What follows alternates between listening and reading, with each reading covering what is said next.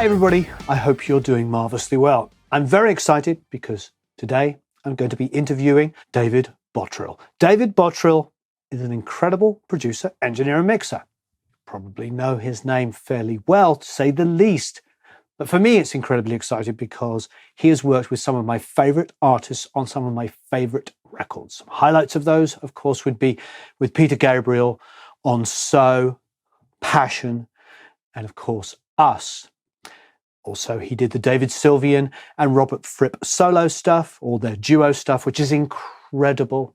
Not to mention, of course, King Crimson Thrack, which is a masterpiece. He also did Muse's Origin of Symmetry and album after album. Tool's finest work, just incredible guy. So I'm very, very excited. This is going to be a two-part series because his catalogue is enormous, and I just don't see how we can get through all of it in one single sitting. So stay tuned for part two after this. But without further ado, let's talk to David Bottrill. So David, thanks ever so much for joining us. I really, really appreciate it. This is pretty huge for me. You've worked on some of my favourite albums ever.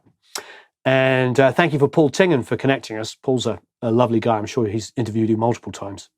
Yeah, well, thanks very much for having me, Warren. I really appreciate it. I'm kind of a fan myself, so I think the work you do is really fantastic. Well, thanks. To me, it's really important to bring multiple genres together, because when I think of all the artists in particular, I'm looking at, your credits here, I'm looking at my notes, some of my favorite artists. I mean, if I just go chronologically through Peter Gabriel, David Sylvian, Robert Fripp and Crimson, and that's my whole kind of upbringing. That's what I grew up listening to, those artists. But all of those artists are incredibly eclectic, like insanely eclectic, and all of those albums are incredibly eclectic. That's what fascinates me about what we get to do. The greatest music is when you get to all these different blends. So I'd love to know a couple of things. You're born and bred in Canada? Yes, I grew up in a small town called Dundas, Ontario. The first studio I worked at was a studio called Grant Avenue Studios in Hamilton. And that was the studio owned by Bob and Daniel Lanois.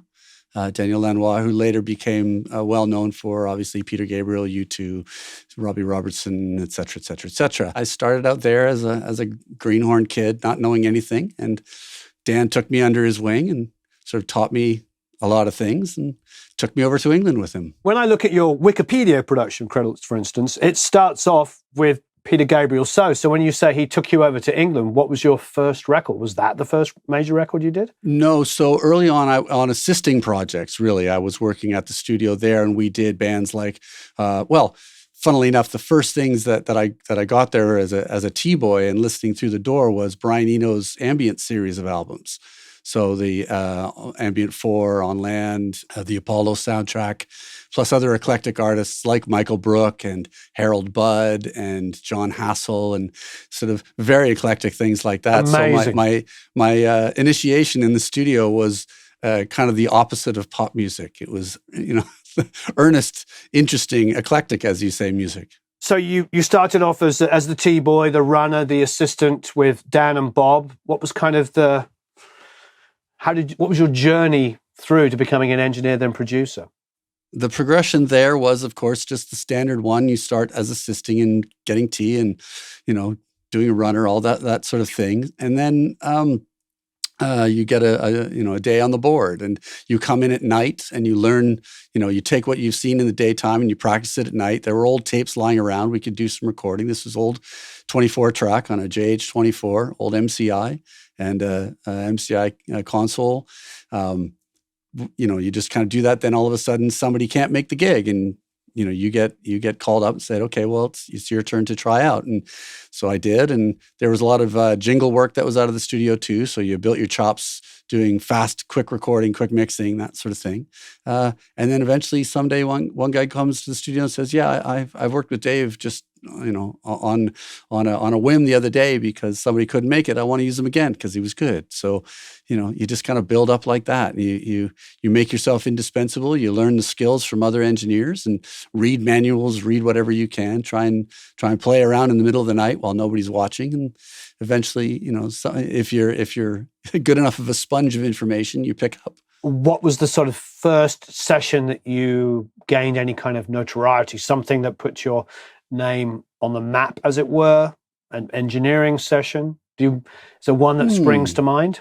Maybe the first thing that people picked up on a lot as being a sort of unique set of recordings was the soundtrack to The Last Temptation of Christ that Peter wrote called The Passion. Love that album. I bought it when it came out. Absolutely beautiful thank album. You. Beautiful. Yeah, I love it too. And it's one of the ones I'm most proud of, funnily enough. And a lot of people have used that record for putting in into a movie that they're working on. They'll use it as a working track, that sort of thing. And then when they contact a composer to work on it, they'll say, we want it to be kind of like this, or something along that lines. But it's a real honor that a lot of people have used that kind of like a source for certain things. How long did that take to record? Was that, I suppose I'm sort of jokingly asking, because when I talk to Tony, Hugh Padgham, Steve Lillywhite, about working with Peter Gabriel, it's always the same thing. It's amazing, the best work we've ever done, but it can be a process. It's very much a process. That one was actually one of the shorter ones, funnily enough. It only took about a year. That's a great answer. Because there was a film deadline, right? We had a film deadline to meet, and so we did a lot of very fast working. A lot of musicians came in from all over the world to play on it, and then we relocated at the end of the film recording process to New York, and we set up in the Brill building a studio there, and so we could run picture. And then when we put it to the film, we sent it up to the dubbers. Like we'd finish they'd finish a scene, we'd finish an edit up there, and then we get the music done, send it up. They would dub it in. We would carry on like that till the end of the film process was done. Then we took all the tapes, went back to it, and then reworked them all for the album. And that took another about 2 or 3 months after the film was done, was wrapped. And then moving on, still with Peter, coming back to work on Us. That took a little bit longer. That was about 3.5 years, I think. So did you pretty much go from The Passion into that? Pretty much. Yeah. Well, there was touring as well. What happened was I'm not really a live person, but because So was doing so well, the venues were getting bigger and bigger. And the guy who was the stage manager, David Stahlbaumer, he was also Peter's keyboard tech at the same time. When the venues started getting bigger, it was obvious that he wouldn't have the time to do both of those jobs. And meanwhile, during all the rehearsals, I'd been setting up Peter's keyboards anyway. So they basically said, look, we're going to have to get Dave to come out on this tour, which I wasn't expecting to do. And I mean, it was fantastic. I really enjoyed it, but it wasn't sort of the original plan. So they quickly got me visas and quickly got me like all my inoculation shots. So for the rest of the time with Peter, I would tour with him as well. And so we would go do, during the time when we were making Us, we would do like one-off shows in London for a Nelson Mandela gig, or we'd go down to Argentina to play with Sting in a Mothers of the Disappeared gig or something like that. So there was lots of little touring, little things around, Amnesty tours, et cetera, that were going on, as well as the tour from So. So it wasn't sort of just straight, I was sitting in the studio all the time. There were lots of other things going on at the same time. What's your decision-making process, though? You're in the studio, you're making these incredible sounding records. With those engineering and production credits, you could have probably got a lot of work at that stage from it. Did you feel like Peter was an artist that you just didn't want to lose that opportunity and you wanted to stay in it because it was that valuable and that creative for you? You know what? At the time, I was pretty young, and I was open for any experience that anybody wanted to give me. And I hadn't done a lot of live work, done little shows and stuff in bars and stuff like that. But I thought, you know what? I'm not going to get this opportunity again to do this. Yes, I'm more of a studio guy, and that's where I see my career going. But I thought at the same time, you know what? Why not experience the live thing while you can? You get to travel. You get to really experience what a top-line show is all about. So I thought, this is experience that's going to stand me in good stead for the rest of my life. So I said, you know what? I'll stay with Peter and I'll do these live things and and then come back to the studio and do the studio work. I just wanted to soak up as much experience of different things regarding the music industry as I could. It became fairly quickly evident that wasn't the path that I wanted to take as a career for forever. But I'm extremely grateful for the opportunity to have been able to learn that side of the business. I had a similar question with Tony, of course, because Tony is like playing with John Lennon and then, of course, Paul Simon. And he could have stayed in that kind of stadium, massive, very highly paid kind of world. But no, he's playing with Crimson, and I always wonder, I think my underlying part of my question is like, when you're working with people that are so unbelievably creative and pushing boundaries, maybe the paycheck is really big, don't get me wrong, but maybe it's not about the paycheck. It's about knowing that you're in something really, truly exciting that's really going to keep you. There's a real balance to that, I think. I mean, obviously, we all have to pay rent, right? Or mortgages or whatever, and that's fine.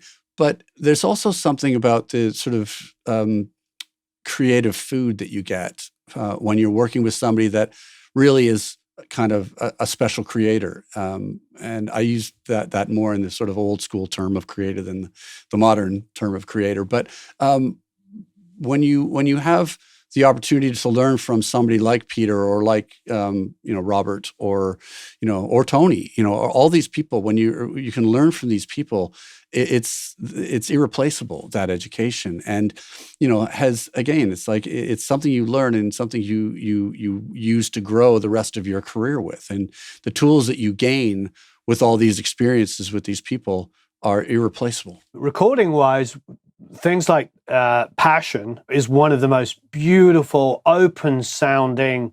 At the time, it sounded pristine. And I listened to it the other day before interviewing you, and it still sounds absolutely pristine. There's no kind of like grime or grit to it. There's nothing like imparted in the process. It feels like it's such a beautifully, I feel like I'm in the room, in the area that's where these instruments are being played. Was that a conscious decision? Yeah, I mean, I've always in my mixing tried to use as much of within the stereo field that we have. I've always tried to use like the three-dimensional space if you can, and that comes with delays. That comes with different kinds of reverbs and different placements and different levels of reverb, like pushing things back and bringing things forward when they're necessary. My mixes, when I do that, there's always movement on every fader going on all the time, for what's ever necessary for me. And sometimes it's pulling it back into the sort of mid-ground or the background, and other things are coming to the foreground. So I'm trying to use that space. When we did it, a lot of the time for the film, we would use that sort of spreading technique of just a very, very quick delay left and right to things. And a lot of the sounds that we used for the album of that, we kept that and kept that dimension in there. So it's just that, like, it's sort of in the middle, but sort of not. There are now stereo making processors that do that kind of thing, the BX, things like that. But at that time, we would just use that as a spreader and sometimes have it wide, sometimes not, creating that dimension in there. That was sort of the idea behind it. And to keep the filmic nature of the soundtrack while still just being an audio soundtrack album. You're raising some incredibly good points. Everybody's always talking about loudness this and loudness that and limiting and clipping and all this kind of stuff. But what they forget is the depth. It's the ability to have a really good front to back. These days, when you're, I know the loudness wars are still kind of raging a little bit. And what you do lose with that is not only the dynamics, obviously, but you lose the dimension, a little of the dimension with that, because it's just everything up front all the time. That's sort of, which is the way modern music is kind of sounding now. And that's it. I always used to say when the loudness wars started, it's like, you're taking away the volume knob from the listener. It's like they can turn it up, right? Yeah, absolutely. But it's always, when an artist ever hears, your mix and it's coming back to them and they compare it to somebody else's mix and it's just quieter, well, then it's less. We get sort of seduced by volume as opposed to seduced by dimension. How long did Passion take to mix? You see, with Peter, the way that he works, a lot of the time you're kind of mixing as you go. So there wasn't ever a time period where we sort of stopped the recording process and turned into mixing. So it would always be, back in the day, it was an SSL. So you'd be setting up the mix again. You'd be setting up the recall and then running with the three buttons on, so the record mix on, so that you could always record and then mix and sort of do that at the same time. It was never. I mean, you could say that, when we finished off the film process, maybe that was when the mixing of the album started. But Peter still recorded some things afterwards. So it's not an absolute delineation between recording and mixing, but I would say about 3 or 4 months, roughly. Was that similar to your memories? I know you weren't one of the main guys on So, but is that similar to your memories of So and also with Us, that he is committing to tape as he goes. Therefore, the mixing process it's not a like strip down, start all over again kind of thing. Is that true for both those albums too? Very, very true. Yeah. There was never a time in my memory of where you would just strip the console, restart again, plug in all this stuff. There were a couple of times where the mixes were based upon just like a fader balance of another mix that came up. Like that was always a technique to throw the tapes up, just hear what's going on the mixes with the faders at that level. That was sort of a creative technique to give a different perspective on something. But usually we would reset up the mix from before.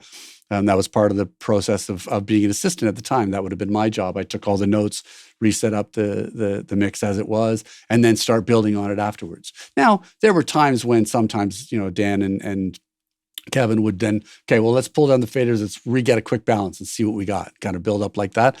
And that would, then you kind of build that way. It was basically, I think, with Peter and the way that Dan works as well, it's a constant sort of building and reevaluation process until you we would often have 4 or 5 different kinds of mixes of a song, and you try different things and choose the best one and then build on that, so it would, there was one song on the Us album called Love to Be Loved where we'd done a mix very early on in the process, and there's that song is kind of a song of two halves. There's the beginning half and then there's an end part. Well, he loved the end part so much that we ended up we kept remixing the first part and cutting it in on tape to the old one.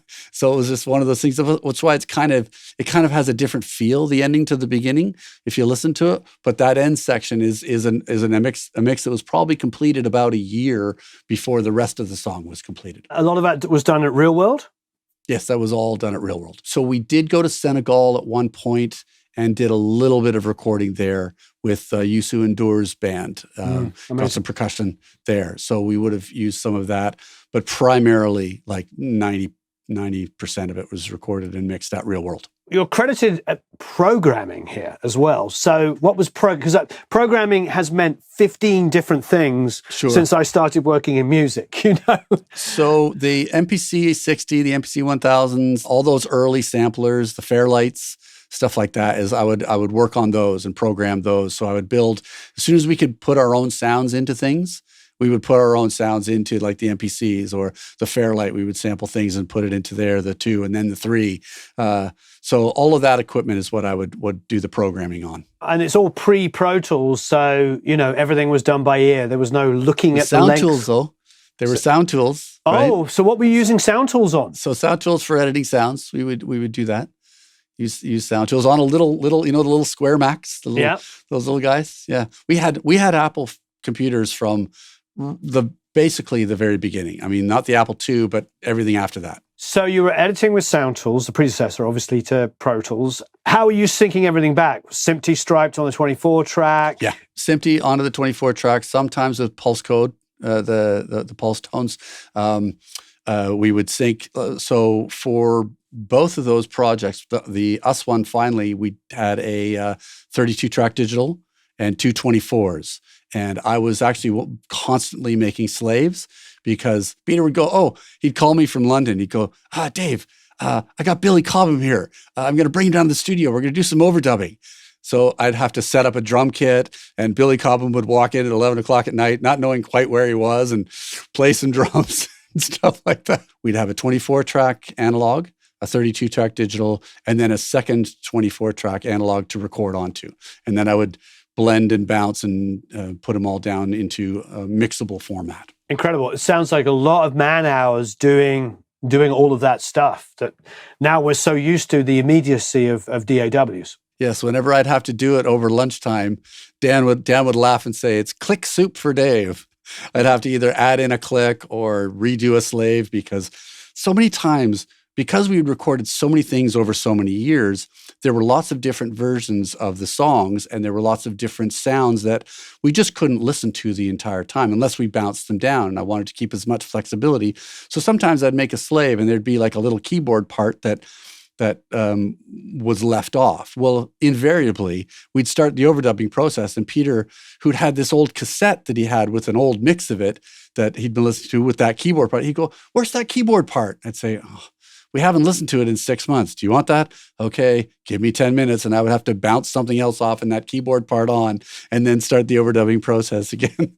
It was one of those curious coincidences that every time I would leave something off, that's the very thing that he would want to listen to.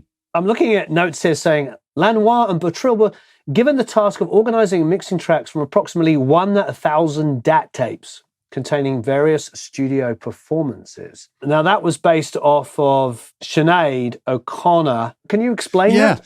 So she came in to record on a couple of songs, actually. We got her to sing backup. Peter and Sinead had met at some concerts, I think, and they were sort of dating a little bit at the time.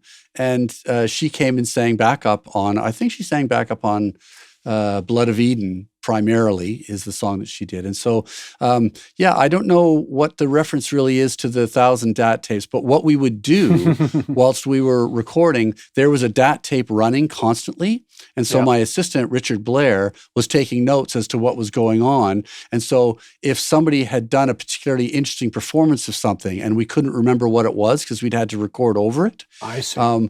Then it would be on the DAT tape and we'd say, oh, Rich, 10 minutes ago, we did this thing and something happened. Can you go look back on the DAT? So it was just a constant process. And we never erased those DATs. We just kept them all. And so there are probably, thousands of DATs that were just constantly running. And we'd run one every day. And every few hours, you'd change the DAT. And it was a huge library of stuff. That would make sense. I think a lot of people that write Wikipedia pages aren't necessarily in the business. It's basically the version of what, the Trogs tapes, where they had the 2-track running the whole time. Exactly that. Yep. Exactly that. With all the warts. Warts and all, yes. Like that we had. So it was just that. Of course, nowadays, the way that we work, it's playlists in Pro Tools. And for the most part, it's non-destructive recording. There are playlists going on all the time. So you basically keep everything. So it's the same thing as that. But what the DAT tape would do, oftentimes, Peter always had his keyboards and his microphone open while we were working, always, just constantly. All of his keyboards were open, his microphone was open. So he might just be sitting and playing something without the tape running and doing a melody. And so it's not being recorded on the multi-tracks. It's only being recorded on the DAT. He might go, oh, I did something 10 minutes ago. Can we hear what that is? And that's the only reference that we would have had of it. Watching Sinead sing and recording her, that was amazing. Obviously, this puts aside recording Peter all the time. When he sings, it's heavenly all the time, right? So, I mean, it's so funny when you're doing vocals on something, you think, it's going to take a long process, it's going to take all day. Well, that song, Digging in the Dirt, we just kind of had gotten to the point on that song. And David Rhodes and I had just finished the recording of that really heavy guitar on there. And Peter loved that sound. He thought it was great. He's like, just throw up a mic. Let me just sing it once and do it. And so we sang it and then we doubled it and fixed a couple of parts and that was it. And I thought, okay, well, this is just this will just be the guide vocal, whatever. Well, nope, that was it. That was the lead vocal and it never changed. It was, and it was like literally probably 20 minutes to record the whole vocal, which is so unlike Peter, because Peter was like, we would fix syllables in words, but it just had that feel to it, right? Sometimes when you record a vocal with somebody who's just, they're really on at the time and they do it and it's like, man, this is great. You think, oh, I hope we get this when we record it, and this is why we always recorded his vocals primarily. Well, everything that we did record, we recorded it at the top quality that we possibly could, because you never know. It might be the thing that gets used. So we would always record, red light's always on, and record it at the highest quality you possibly can, so that if you use it, it's always going to be good quality. Was all the vocals done solely to tape, or did you end up putting it back into Sound Toys for any reason? No, it was all to tape. For that album, all to tape. Yeah, no, there was no editing and tuning. I would comp. There were multiple performances, and I was comping like crazy, either with a digital plug or faders, or I got quite good at being able to run faders and do crossfades of vocals. That was a skill I probably don't have anymore, but I was good at it back then. There was something beautiful, wasn't there? Though you could do some crazy stuff between. Even drop in the middle of long notes on tape. It was so much more forgiving. Yes, incredibly more forgiving, for sure. It had a lovely feel. How many vocal takes do you think you would use to comp one We would always use probably about 5 or 6, maybe 8 or so at the top. 8, 10 would probably be the highest. But here's the thing. He would do a vocal and we'd do that. But oftentimes he would go back and re-sing it, like that song, Love to Be Loved, right? I was telling you about. If you listen to that, we went through so many different versions of that, and Blood of Eden too. So many different versions, so many different styles that you're recording. And Peter, of course, never wore headphones, right? The vocal mic was always open. It was a 47, and the speakers were always on. And he had like a little blaster in front of him that was also putting out sound because he liked the top end of a blaster. So that's coming, and it's literally like right there. So all that's coming through the microphone. Now, we worked really hard to get that out, but you can still, if you solo the vocal mic, you can still hear it. And you can hear in different verses and lines, the different character of the song in the background of what's going on. So if you solo, plus, we were right next to the 125 that goes from Bristol Temple Meads up to London, and we would have the door open. So I reckon on every vocal on that album, if you solo it, at some point you'll hear a train going by.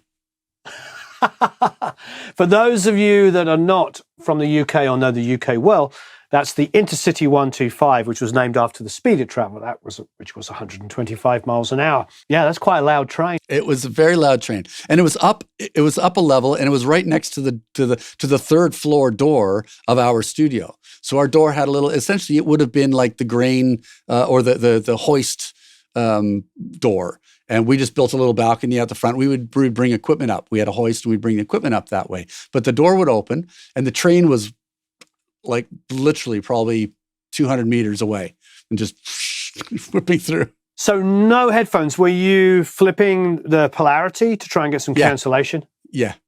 A lot of the time it was flipping the polarity or redoing the comp, having the vocal mic open and adding a little bit out of phase, that sort of thing. Yeah. I've done that with a kids' choir where we've had pair of speakers pointing at them.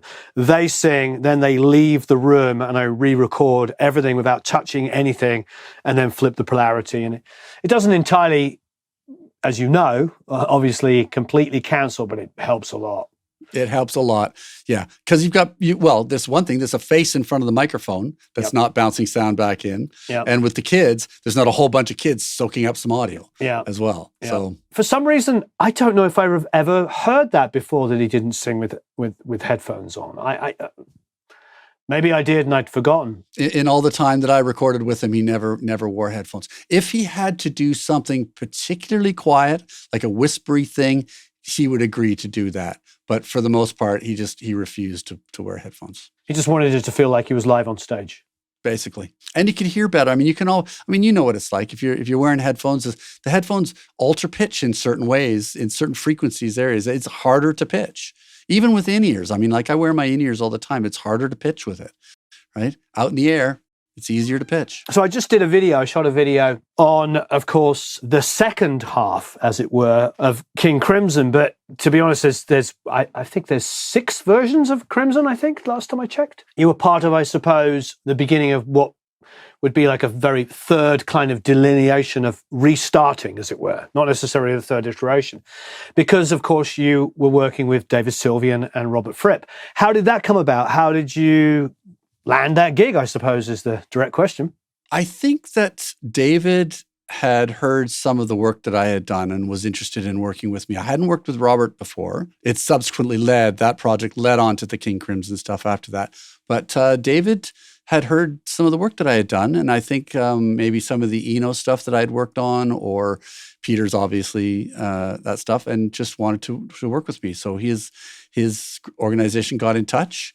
And Trey was involved in that as well, of course, and Jerry a little bit, Jerry Murata. So I think it was kind of a little bit, maybe David wanted to work with a bit of Peter Gabriel alumnus and see what would come out. But that was a great experience. That record led on to other things, funnily enough, like work does, but we'll get into that further later. So we primarily did the album at the studio called Dreamland in Woodstock. It's in the countryside, in the forest, basically, in a little wooden church between Woodstock and Kingston, New York. just along the highway. They were trying to do like an album kind of in the studio where they would bring ideas and writings, but then build a lot of it in the studio. So David and Trey and Robert had rehearsed together, and Trey and Jerry and Robert had rehearsed together, but never had the four rehearsed together before we started this album, because David, when he was going over for rehearsals, instead of just saying he was going to do rehearsals or visiting friends or whatever, he said, I'm coming to visit my fiancée. And the border officials said, fiancé? Well, you need a special fiancé visa. Go back home. So he went back home, and it took him another 2 weeks to get a fiancé visa. So we get into the recording, and Jerry is very forward in what he wants to hear when he's recording his drums. So we would record as a band, the song, and then Jerry would come into the control room, drop every other fader but the drums down to, sort of -20, and listen to the track. Well, this drove David nuts, but David was the kind of person that wouldn't say anything until it was kind of too late. So we got basically about 2.5 weeks into the recording, and David can't stand it anymore and basically fires Jerry from the project. So we're left with 3/4 of a band, no drummer, and only, I think we'd record 5 songs. So I had done, whilst we were doing, I was sort of taking samples of Trey and samples of Jerry and like just picking up things. And I had a Roland S770. I used to travel with a whole rig of equipment, including samplers and processing and stuff like that. I kind of became like the drummer. And so I had samples of Jerry, and I had other loops, and I built stuff up, and I just built these sort of backing track things with Trey and that to try and help to, I said, well, we've got to finish this record. We've only got a few songs. We still need a few more. So I built these things whilst we were sort of recording the rest. And David got a percussionist in that he knew from Minneapolis. Anyway, we cobbled together the rest of the songs, like Darshan, which is the big long piece, is basically me doing a bunch of drum loops and percussion loops, and Trey doing a loop there, and David writing a whole piece over top of it, and Robert. God's Monkey, I presume, is the other one, yes? God's Monkey is another one of those, exactly. So the solo that Robert did on that, I'll never forget this. This is one of the most amazing musical experiences of my life. We set it up, and Robert has this sort of philosophy. If I don't get a solo in 3 tries, I'm not going to get it today. I'll do it another day. So we set him up, and he had his system, and he's got these wedges facing him so he can get that feedback, right? And he's playing, and this is late at night, probably about 10 or 11 at night. He's like, I'm not going to get it tonight. Let's leave the setup, and then I'll come back in the morning. So we were all staying in various places in and around, either at the studio or near the studio. I went back to the place I was staying, got up the next morning, came in, put the tape on, nothing had changed. And I saw Robert sort of at breakfast, but he wasn't talking. He didn't say anything. He was just sort of meditating on stuff. He had his guitar in his hand, and he's just playing, just not plugged in, just, sort of freshening up. Anyway, we put it down. David and I went into the control room, put the tape back on, hit record, and Robert played this unbelievable solo, like 2.5, 3 minute long solo that, and I looked at David, and David looked at me, and we're like, well, that's that then. Like, it was just incredible. Like no 2, 3 takes, comping, anything. That was it. All my hairs are standing on end hearing that, because that's how that solo sounds. It sounds completely instinctive. Yeah. But he needed to spend the night thinking about it, meditating, not playing, and then come in the next morning and just... See, the thing about Robert, the way that I feel about Robert's playing is he's not like a Jeff Beck kind of a natural melodic player or a Clapton bluesy, or like, he's not one of those guys that has this sort of thing where he just picks it up and starts noodling pentatonic and it's beautiful bluesy style. He's so disciplined that he practices so much that it transcends his sort of thought process, so that he's so in tune with what he's doing on the instrument that he's not thinking about it anymore. It's just coming straight through his emotional ability, and it's just coming from there. There's no thought process going on, as far as I can tell. It's pure expression and emotion. Presumably, I mean, this is the first time you meet Robert. You're working with him on these records with David, and that's how the Crimson Association comes up, which initially, of course, is Vroom. That was really funny, that record. So yes, he approached me fairly soon afterwards because I mean we got along well. He liked what he was doing, and he thought, well, let's just keep our working relationship going. We set up in a little studio. Again, in Woodstock. It wasn't Dreamland. It was like more of a rehearsal place, a very small demoing studio. But we pulled in another tape machine and another half console because essentially this was the dual trio era. So there were two drummers, Pat Mastelotto, fantastic drummer, really creative. And of course, Bruford, who, enough said, right? The guy's, a virtuoso. Then we had essentially two low frequency instrument players. We had Tony and Trey playing stick, Tony playing bass, two guitar players, Adrian and Robert, and then Adrian singing. And so we set this up to kind of play this live. And if you want another funny story on that, this was the first version of Thrack that I'd ever heard. So you know that song. It's quite involved. It's essentially a theme in a time signature that is unstandard, and nobody's playing in the same one at the same time. A jam section in the middle, and then the theme at the end. Picture me as a sort of engineer producer of this thing. We just get the band set up. It's the first song they want to record. So, and I've never heard it before. So we hit record, they play through the song, and I'm like, okay, this is interesting. I'm learning to count. I'm trying to count what's going on. And they come in, and I'm thinking, okay, well, this is first take. Okay, we'll probably do another more, and I'll get a chance to learn the song and be able to kind of talk intelligently about it. Well, no, they come in and go, yep, that sounds pretty good. And then Bill Bruford says, oh, yeah, I like that. But in the last theme, can you drop me in on my drums between bars 57 and 64 because I kind of messed up a little fill there. And I'm like, my face is blank.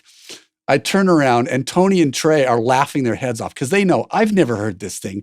You know what that song sounds like. It's that dun, dun, dun, dun, dun, dun, dun, dun. And I'm counting I'm like, okay, Bill, yes, but give me a minute to learn this thing and try. And of course, this is analog drum drop-ins, right? Not easy with cymbals. It's not just like, okay, pick it up where you like and I'll edit it in on Pro Tools. It's like, I have to get this right in and out, which is worse, right? So we did it and it worked, but boy, that was an initiation to King Crimson. So the first take is the main bed of the song. Yeah, on the Vroom album, the first take of Thrack, that was it. That was the take we used. Incredible. With the drop-in. Wow. But then Vroom, of course, which doesn't have a Wikipedia page, which is a crime, then becomes, of course, Thrack the album. Because, they went out and got themselves a record deal. Now they have a budget to make an album. What was the experience like retracking that then? Oh, it was fantastic. It was fantastic because, all that, it was almost like a demo recording that we did for Vroom, really. Like it was very quickly done. And we banged through it and kind of like pushed the studio that we were working at way beyond its capability. But we got it done. But it was very quick, lots of accepting of, warts and all mistakes. But when we got to do the album, it was like, okay, now that we know what we're doing, let's refine this. And it was great. And I was able to set up Bill and Pat in two different rooms. There was, of course, a size competition. My drums sound smaller than his drums and all that. But, I set up Bill in the wooden room. Pat, I set up in the stone room. So there were two different characters to the drum sounds, and then sort of tried to isolate as much as I could. And then we did a lot of live tracking. A lot of it was still like band track recordings. We would overdub on top of that, but it wasn't, or fix mistakes, but it wasn't one guy at a time. It was a lot of it was still band track recordings. Tape only? Yeah, tape.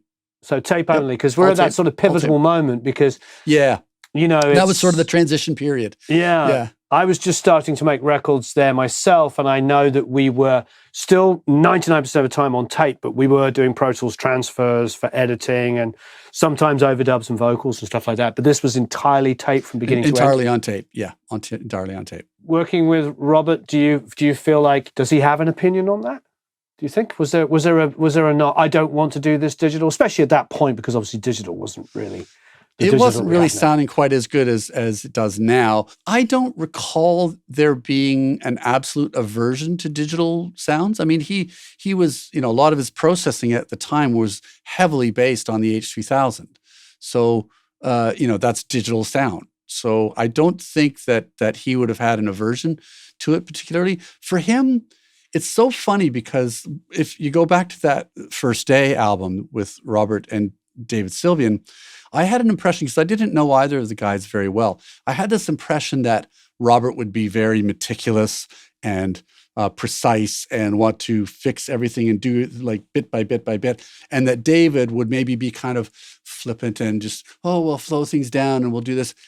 I couldn't have been more, it was absolutely the opposite. Robert was just like, it's all about the heart and the performance, and the mistakes are all fine if they're good mistakes. And David was, it's precise. I want to do this vocal again. And mixing with David was like, move that a half a dB, and I want this up. How much did you move that up and down? Like, it was just extremely, extremely detailed in the way that David worked. So with Robert, I don't think that he would mind digital recording. What I think he would hate is if you use the digital recording the way that people do now, by editing all the drums precisely onto the grid and tuning every out of tune note perfectly in tune. That I think he would hate, because that would be the antithesis for him, I think, if I may be so bold as to get into his thought process.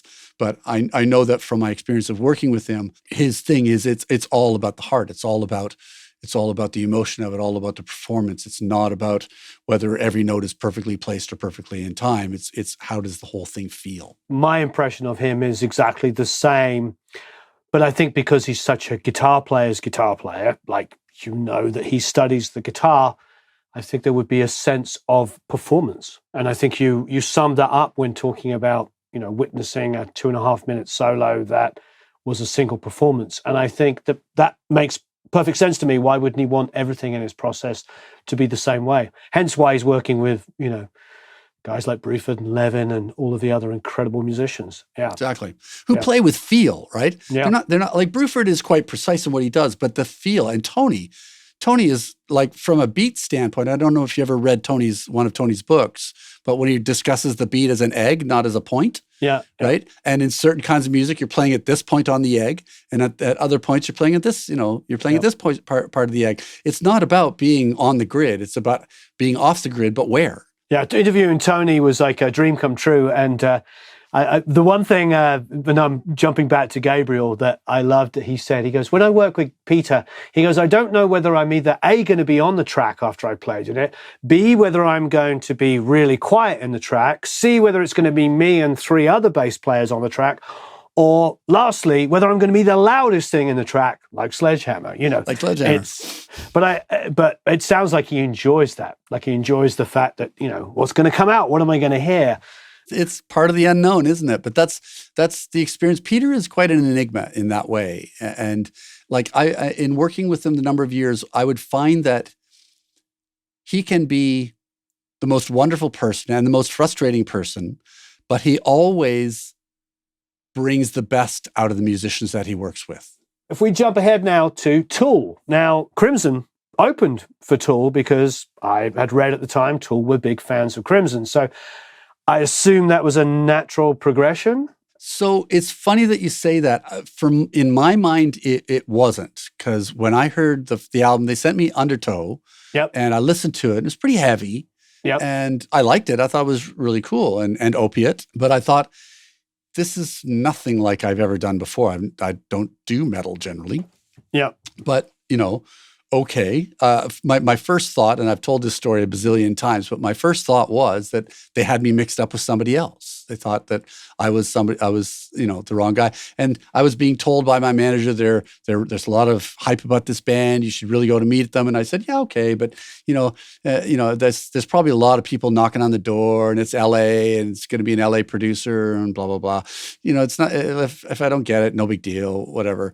And, also, Tool were very incredibly creative. Sorry to interrupt you, but very creative. But also the recordings had a certain naivety to them, which was actually, I wouldn't say amateur, that's the wrong word, but like a naivety to them, which actually added to the darkness and the mystery of them. Mm-hmm. And here you are working with Peter Gabriel, Robert Fripp, and David Sylvian and King Crimson, which is like the pinnacle of recording. People consider those to be some of the best recorded albums of all times. This was the thing. It's like, are you sure? And what would ever have drawn you to it? Well, it turns out that Adam was a huge fan of the First Day. Mm-hmm. Huge Robert fan. Danny loved Bruford, right? Crimson fan. And Maynard had actually liked a lot of the world music stuff that I had done. I'd recorded Sheila Chandra and Musicians of the Nile and stuff like that I had done. And he was a real fan of that. So it's just sort of dovetailed into, well, let's call this guy. He seems to be on all the records we like this year. So they called me and I went and sat in on the recordings, on the rehearsals that they had. And I said, yeah, great. I mean, I said to them, look, honestly, I'm not a metal guy. I'm good at recording things, so I'm sure I'll figure it out. And they said, that's okay. They said, we know what we want out of metal. We can get that, with anybody, but you too.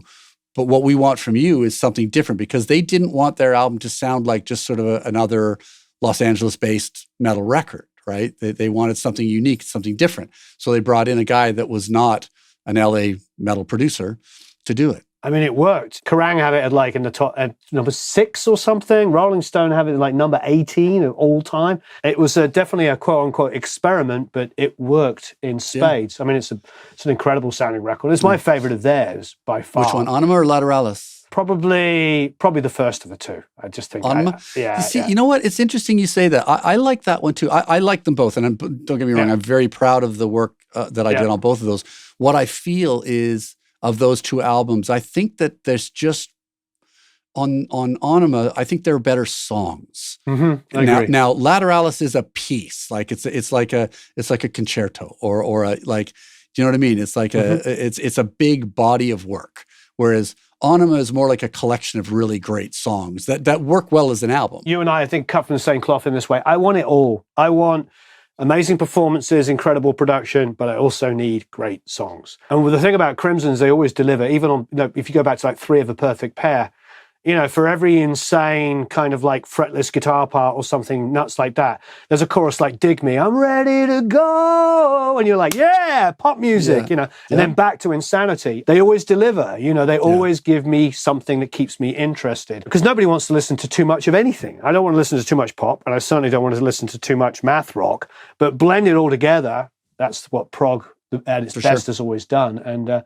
you're right. With that first album, all the songs are amazing. And I knew Tool at the time, and it was like a definite step up for me. It brought them into a world of appreciating them before to actually genuinely liking the band. Like, oh, this is a cool band. There was a great symbiosis at that time with those two albums. It felt like we really hit a stride at that point, which was great, and I'm very happy with it. And I like their other records too. I think Joe does an amazing job on those records. He's an incredible producer and engineer. Joe Bruce is incredible, yeah.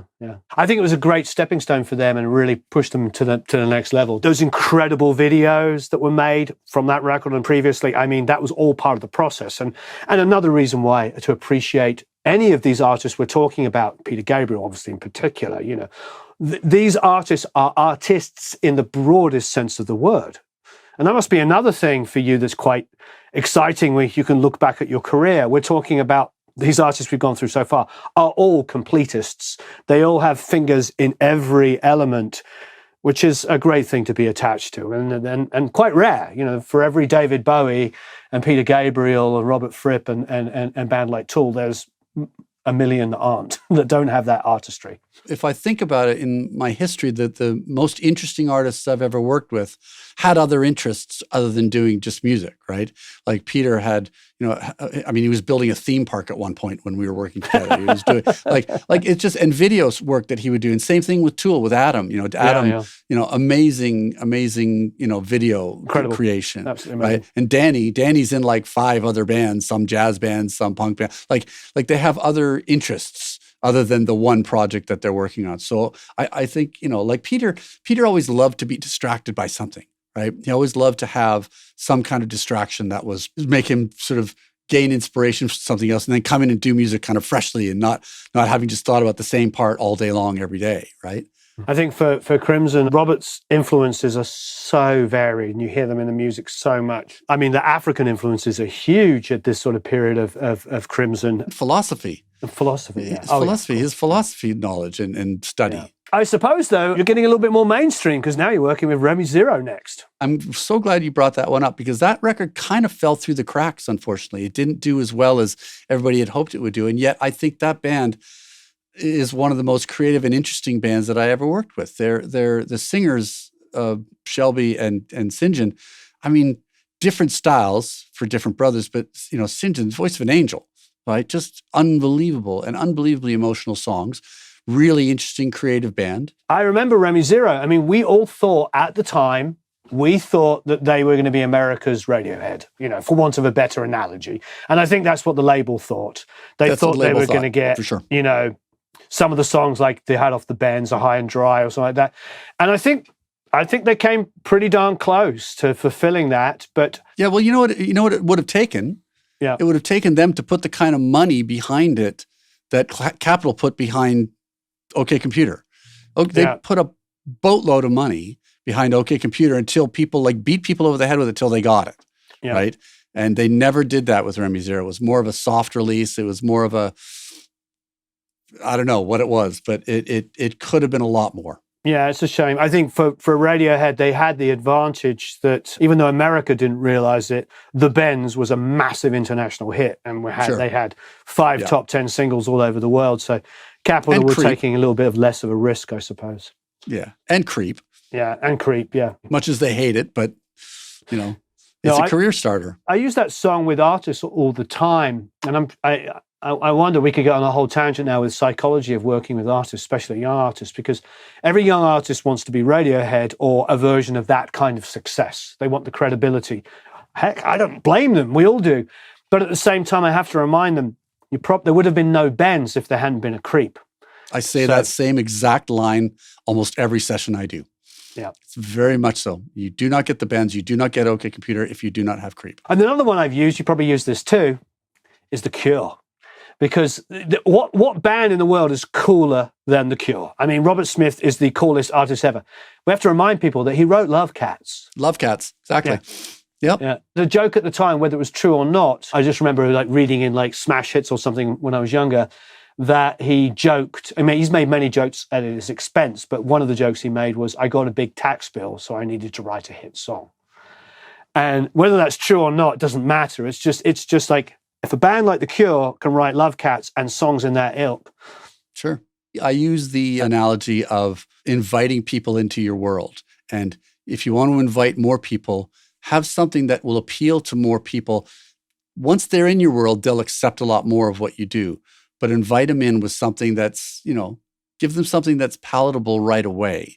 Don't hit them with Thrack right away. Mm-hmm. Hit them with something, that is a little bit more available to like and invites you in. And this is what we also do, right? Don't make it the core of what you do, but have something that will open the door.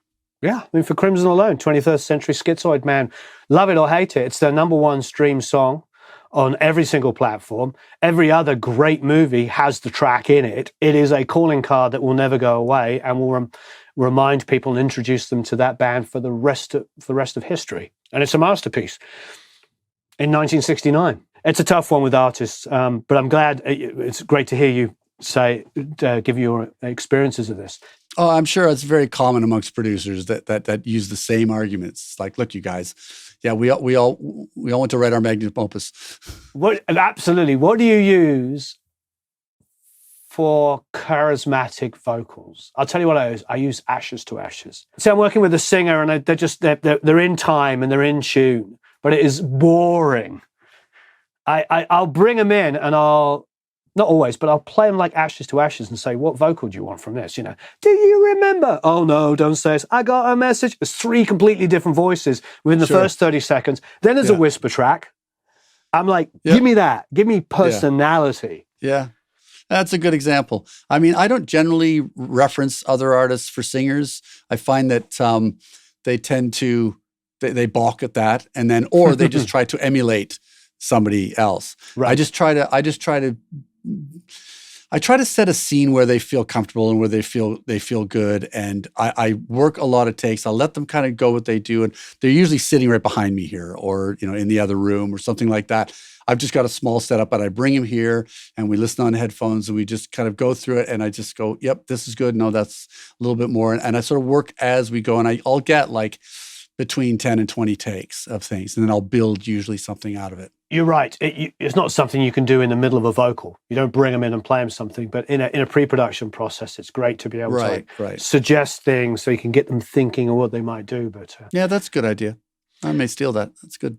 Steal away. Now we're going to jump off into prog-tastic world. At least a different kind of prog for me. Dream Theater, which is like this modern kind of metal prog, almost mathematical, heavy metal rock. There's too many terms to describe it. More notes than God. More notes than God. But you've done Tool, which is heavy, and you've done Crimson, which is, musically interesting and complex. So I suppose it's not that much of a difficult thing to assume that might have come up next. That wasn't a production. That was just a mix, right? Right. So yeah, they called me, and I was spending time in New York at the time anyway. So I went down to New York and did a mix for them. And they used some of it. They didn't use others. And then they re-released the whole thing that I had done. And yeah, it was a nice process. I mean, Petrucci was great. Portnoy was great. They were all really, really, nice guys. The only thing that I was sort of not so super happy about is that John Mayung, the bass player, there were times when he wanted me to put chorus on his bass. And at the time I really hated chorus on bass. It was something that was unpleasant to me, but he wanted that classic TC electronics delay, modulated delay chorusy thing on there. And it's like, yeah, all right. So I wasn't very happy. I did it, but I wasn't very happy about it. Did you maybe have it on a parallel track so you still had a clean one as well? I still had a clean thing, and I had, it wasn't just over the top. Yeah, because I remember listeting to it and liking it, but I agree if it had been overly chorus. So you found that meeting point where you could both agree. It's all that, and don't get me wrong, I love Pino Palladino. He's wonderful, but that overly chorused bass, fretless bass that he had on that, it's so syrupy after a while. And for me, bass, the way I feel about bass, now I've used chorus on bass as a character thing sometimes, and sure, using it as a character thing, but throughout the whole thing, for me, it's always like, well, bass is meant to be like the thump, the heart, the weight, the groove and everything. And you chorus it up and it just kind of loses that. It just comes a little bit washy. And I want it to be like powerful.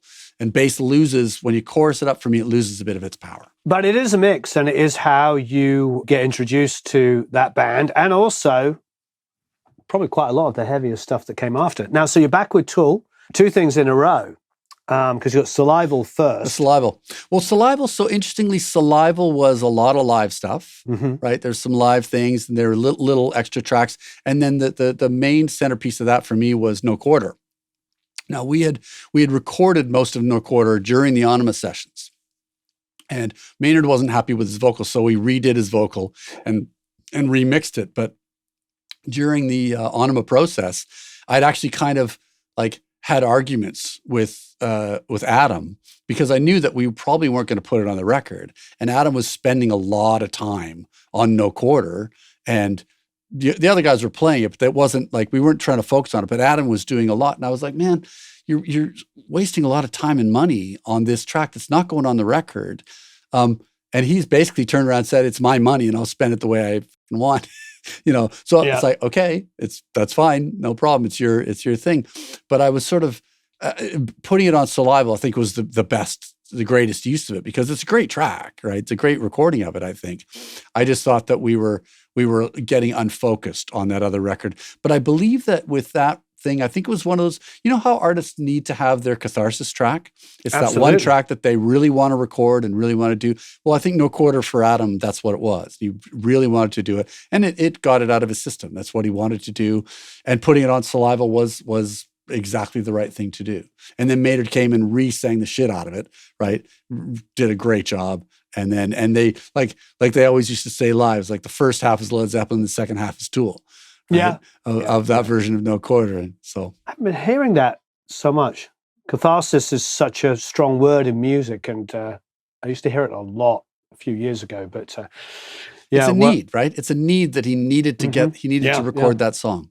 I'm sure Zeppelin was a big reason why he did music, and for him to be able to cover it and do his twist on it, and the band obviously to really twist it, like you say, in the second half, I think makes perfect sense. Yeah.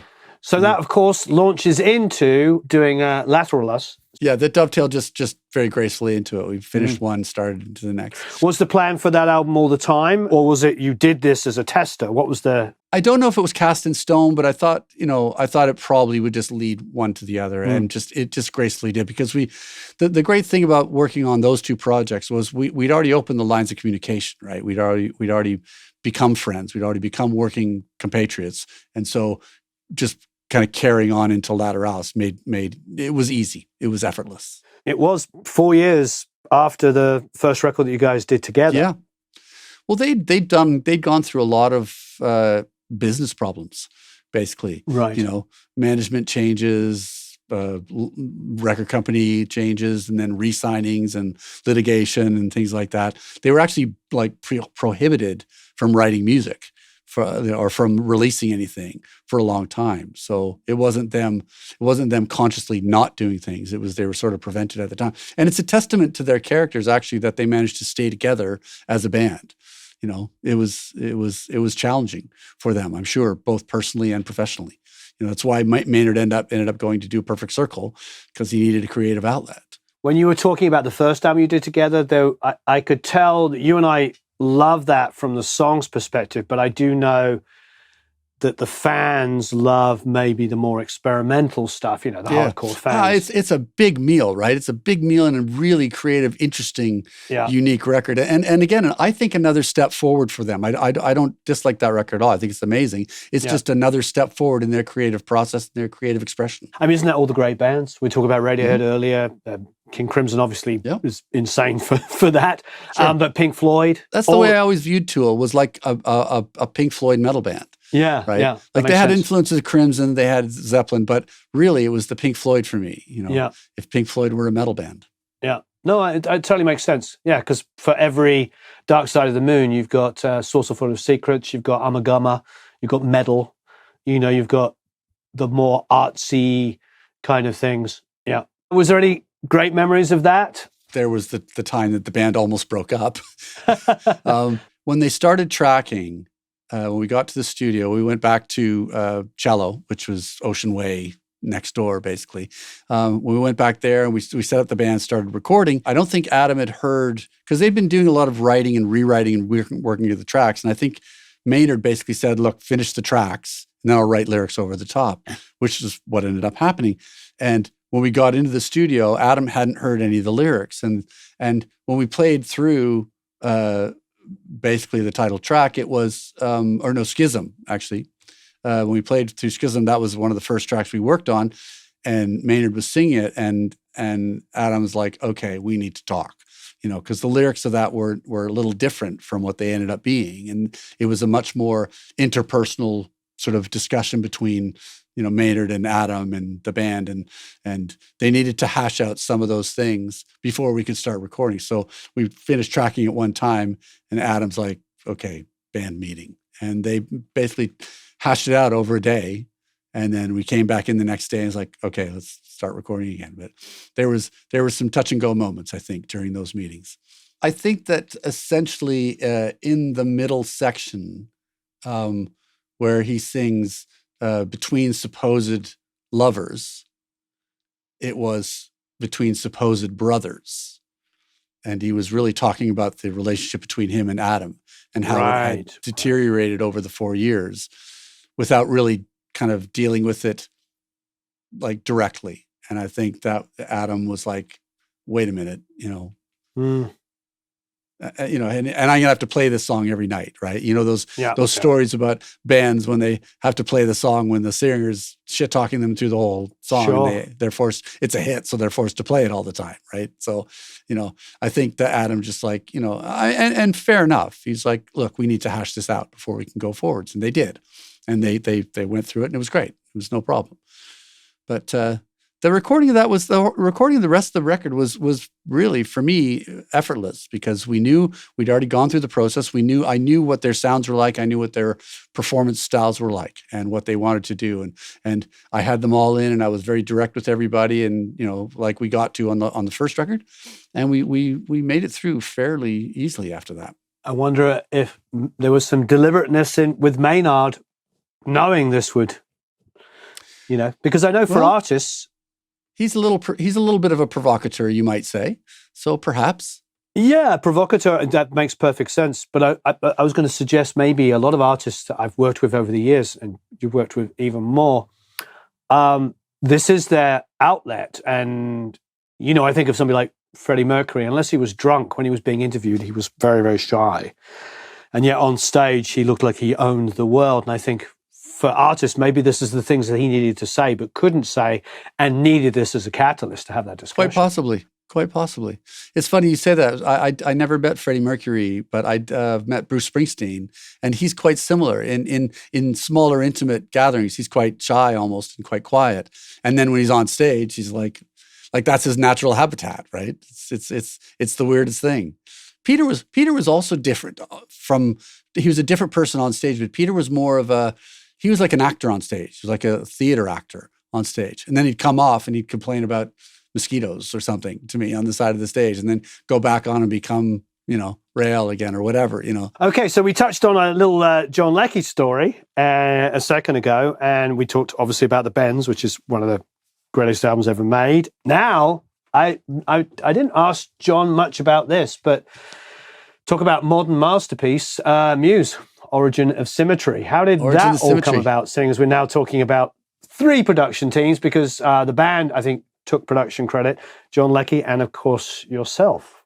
You know what's funny about that record? That I met up with the guys just like a couple of years ago when they were actually last year, I think, when they were in town playing, and I hadn't spoken to them for quite a while, and it was really funny because Matt was just like, man, I don't know how you did it, but we were just tripping on mushrooms the entire time we were recording with you. And they were kids. They were kids. They were kids. My job, and they were in the middle of a tour, right? We did those, 6 songs. We did that in the middle of their tour.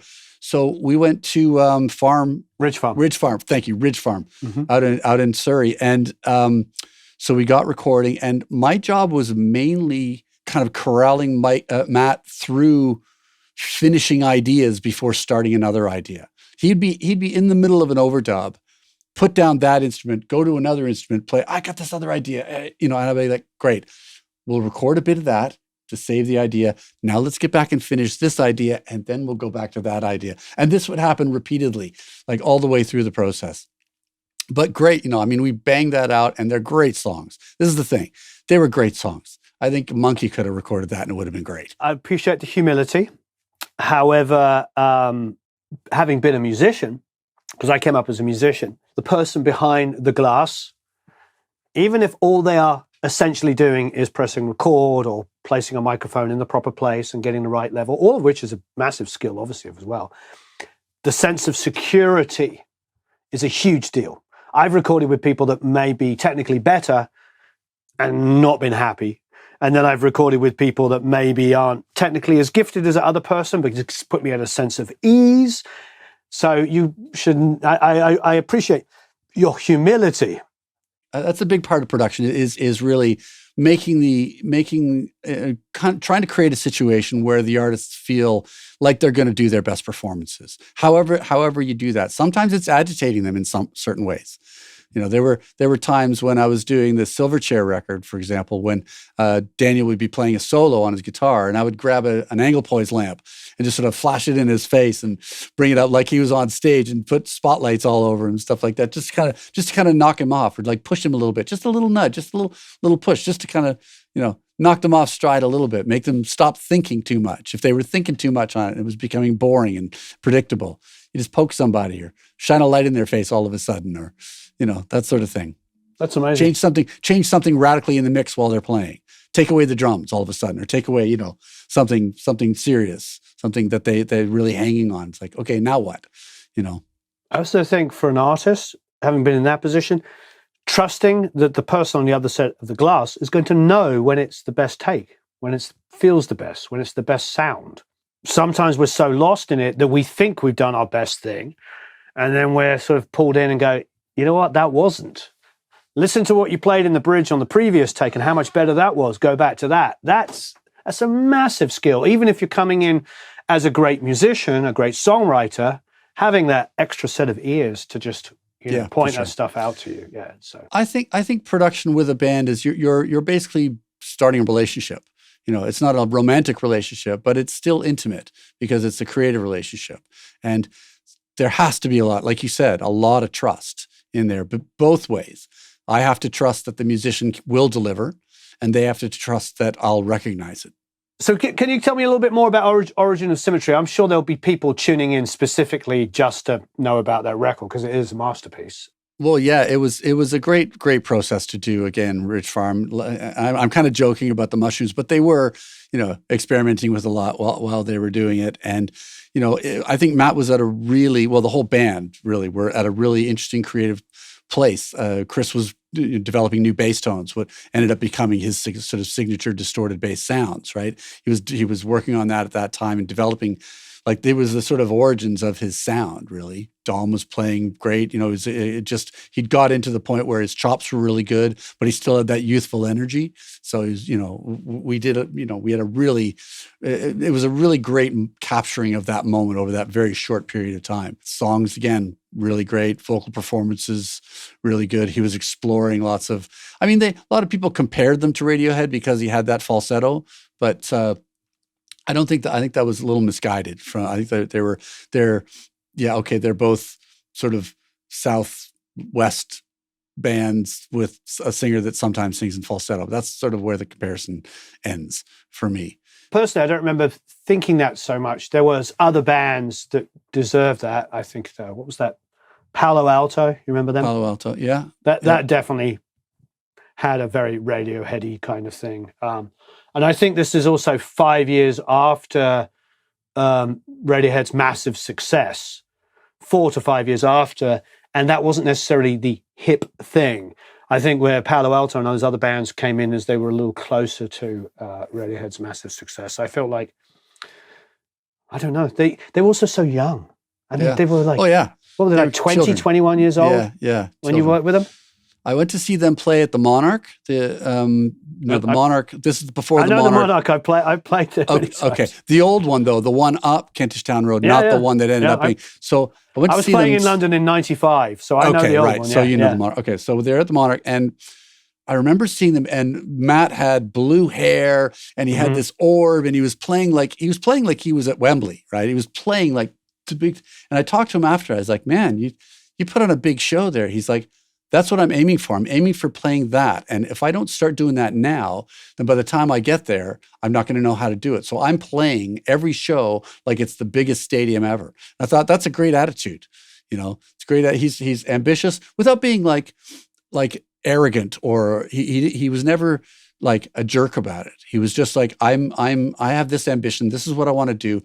And I'm going to work and practice as hard as I can and play that way all the time. So I get there. I thought that was really admirable. What a great thing. So you saw them with the Monarch, which is, I don't know if people are not from the UK. There was these shows, which I'm sure still exist. King's Head. Yeah. Monarch. What was the other one? Bull and Gate.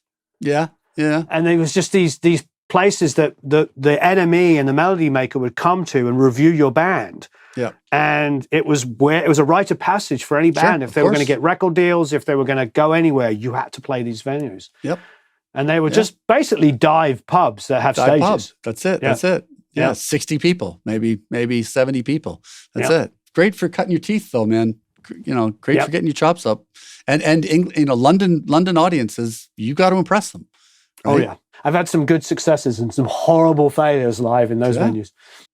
But you know what? I think young bands need to know what that's like. Yeah. Right? They need to know. This is what kills me about the world of like artists coming up and singing on competition TV shows.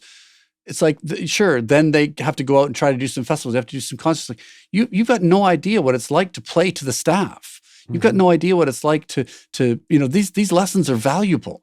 To die on stage, like it's better to do that in front of 20 people than it is in front of 20,000 people, which is where these people get inserted. And I can see this is why that they often have like very short careers, or like there's a lot of young kids now that are out playing and they're canceling tours because they just haven't got the energy to do it. They haven't been through the run of driving their van from Bristol back to London after playing a gig at 4:00 in the morning, right? Mm-hmm. I know that I'm sounding like an old, No. my day kind of person, but these lessons are valuable for a live performance band.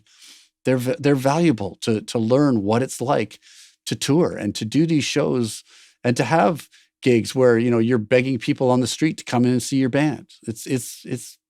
They're good lessons to learn. I suppose I have to ask the inevitable question. How did the album get split up into you and John? I think they were in the middle of the tour and they had time to do this many songs and they'd wanted to work. I think there was no like firing or taking over. It was just they'd wanted to do some songs with John and some with me. So it was sort of set up right from the beginning. Amazing. Yeah. No, it's great. I love the stuff that John did. John's a great guy. I really like him. Oh, he's a sweetheart, yeah. And like yourself, has done some of my favorite albums ever, some of the greatest albums ever. Yeah. So Origin of Symmetry, and then Flaw. Yeah, Flaw. So the A&R guy at Republic, Universal Republic, a guy called Tom Mackay, he was a big fan of the Tool records and a big fan of some other things, and he got me involved with Flaw. They were a baby band, right, from Louisville. And so I went down and I saw them play live. Tom took me down. We went down. It was great and they were fun. And so, we ended up doing a couple records, based mostly around New York. We did one in LA. That was very funny. There's, sorry, I'm having memories now. My sisters had come down to visit while we were making that record. And the band threw a party and they'd run out of beer in the middle of the night.